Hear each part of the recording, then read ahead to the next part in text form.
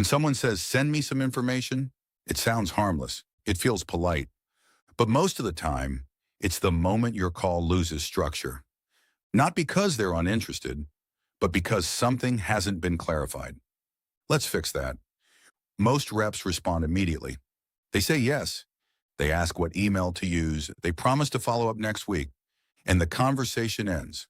The problem isn't sending information. The problem is that nothing was clarified before the call ended.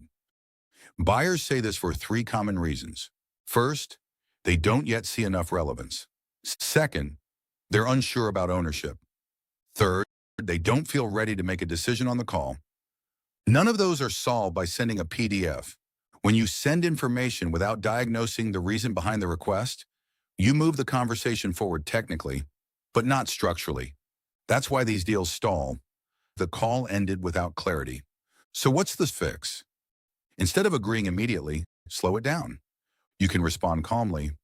Of course, before I send anything, can I just check what would be most useful for you to see? That question does two things. It tests intent, and it forces clarity. If they can articulate what they're looking for, the conversation is still alive.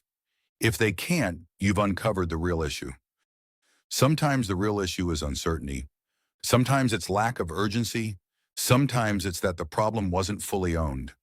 That's where the conversation should go, not to your attachments folder.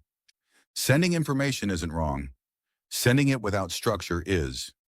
Your job is to lead the structure.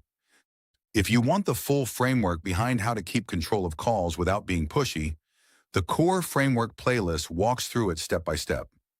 Start there.